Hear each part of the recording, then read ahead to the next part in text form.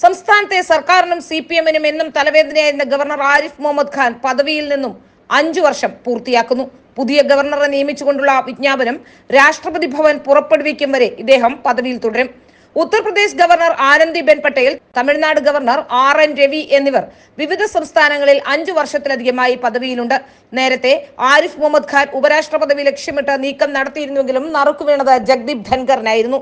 2 ആഴ്ച മുമ്പ് ഗവർണർ രാഷ്ട്രപതിയെയും പ്രധാനമന്ത്രിയെയും സന്ദർശിച്ചെങ്കിലും പദവിയിൽ തുടരുന്നത് സംബന്ധിച്ച വ്യക്തമായ സൂചനകളൊന്നും ലഭിച്ചിട്ടില്ലെന്നാണ് വിവരം. പിണറായി സർക്കാരിന് ഭരണപ്രതിസന്ധി സൃഷ്ടിച്ചും CPM-മായി നേരിട്ട് പോരാടിയുമാണ് ആരിഫ് മുഹമ്മദ് ഖാൻ വാർത്തകളിൽ ഇടം നേടിയത്. പൗരത്വ ഭേദഗതി നിയമത്തിനെതിരെ നിയമസഭ പാസാക്കിയ പ്രമേയത്തിനെതിരെ ഗവർണർ ആദ്യ വെടിപൊട്ടിക്കുകയായിരുന്നു. പിന്നീട് കണ്ണൂർ VC-യായി ഡോക്ടർ ഗോപിനാഥ് രവീന്ദ്രന് പുനർനിയമനം നൽകാനുള്ള സർക്കാർ സമ്മർദ്ദത്തിൽ ഗവർണർ ഇടഞ്ഞതും വാർത്തയായി. നയപ്രഖ്യാപന പ്രസംഗത്തിൽ ഒപ്പിടാൻ വിസമ്മതിച്ച് സർക്കാരിനെ പ്രതിസന്ധിയിലുമാക്കി. നയപ്രഖ്യാപനത്തിന്റെ തുടക്കവും ഒടുക്കവും മാത്രം വായിച്ച് നിയമസഭയിൽ നിന്നും മടങ്ങി.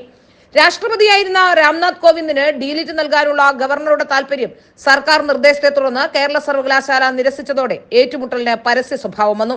സർക്കാരിനെതിരെ രാജ്ഭവനിൽ ഗവർണർ വാർത്താ സമ്മേളനം വിളിക്കുന്ന സാഹചര്യമുണ്ടായി.